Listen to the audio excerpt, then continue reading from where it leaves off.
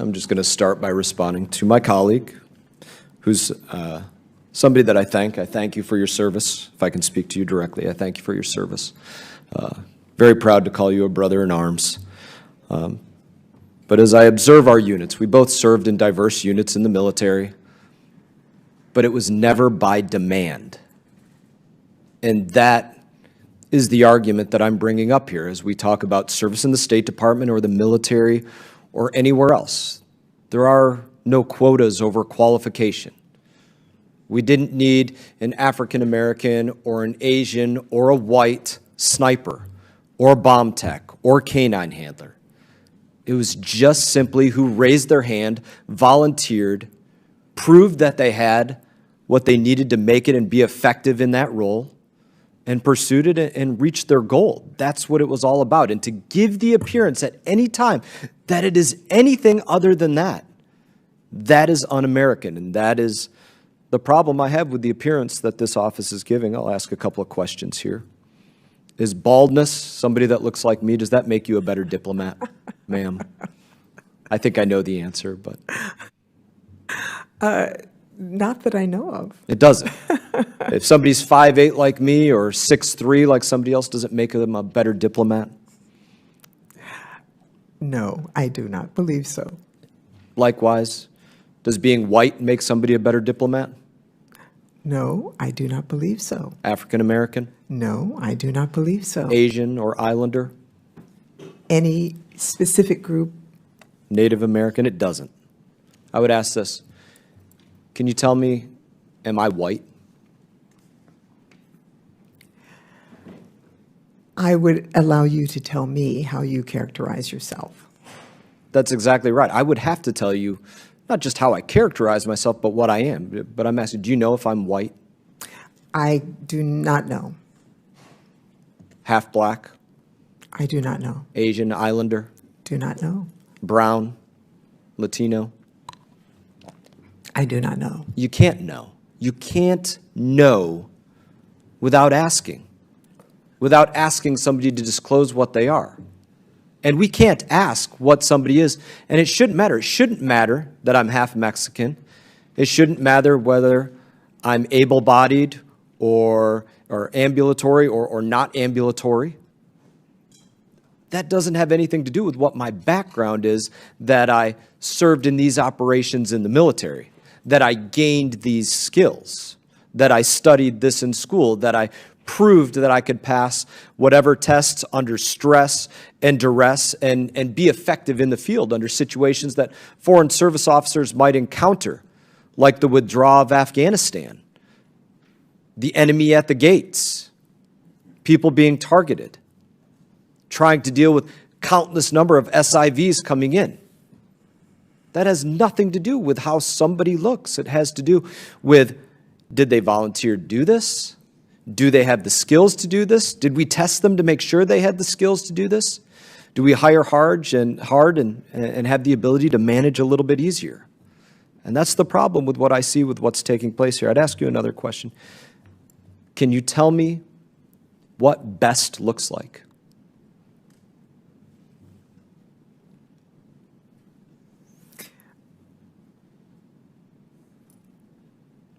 I'm not sure I'm fully understanding what you're getting at. What does the best candidate look like? Yeah. The best FSO officer, we'll use that, the best foreign service officer. What does the best look like? I would say the best for the particular job can look like any one of us, and that is the American way. That's what we support. Yes, ma'am. Yeah. So in that, we can't have it be that first we look for a diverse basket of candidates, as is your quote, and then after we look for the diverse basket, then we check the merit of that.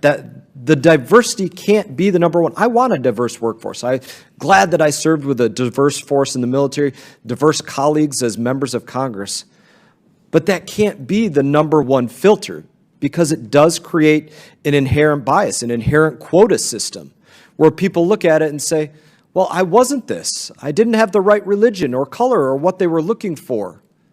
So I didn't make that diverse basket number one, as you said, that it has to be that. They better bring you a diverse panel. My time has expired. In that, I now recognize Ranking Member Crow for 5 minutes of questioning. Thank you, Chairman. I agree with the Chairman that it shouldn't matter what you look like, that it shouldn't matter if you're bald or 5'8" or 5'9" or black or white, or it shouldn't. But in the United States of America, too often it does. That's just the reality, right? And our history doesn't really have a big history of systematic discrimination against bald people or people that are 5'8". But it does against people of color. That is just the truth. All of this is about reducing those barriers. It's not about favoring one side or the other. It's about recognizing our history, recognizing that all things have not been equal, recognizing, with all due respect, Mr. Chairman, that we do not exist in a perfect situation where what you outlined is true, because it's not. In that not everybody has access. And if we are going to be our best, then we have to have a level playing field, and we have to provide everybody with access. And then, if that level playing field exists and everybody has access, then we can find the best. But we can't do that right now. And that is the charge of these efforts. So in that vein, Ambassador, I'd like you to just explain very briefly some of the changes that I believe have been unfairly characterized to the change in the Foreign Service Officer test in the hiring process.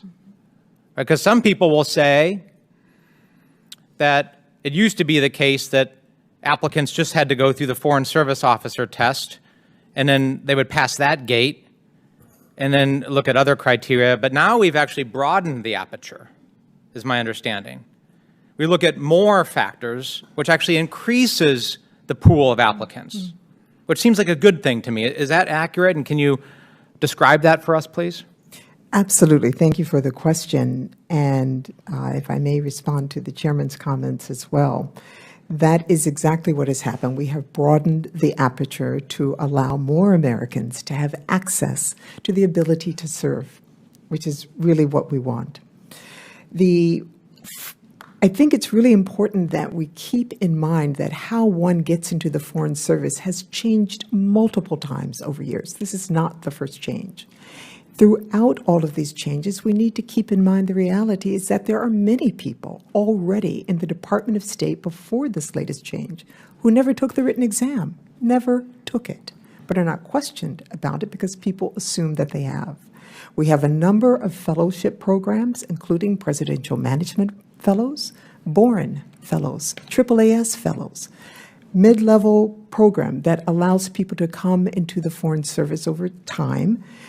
No one touched the written exam to become a Foreign Service officer, and these people have had successful careers as Foreign Service officers. So the written test has never been the be-all, end-all of who is going to be a successful diplomat.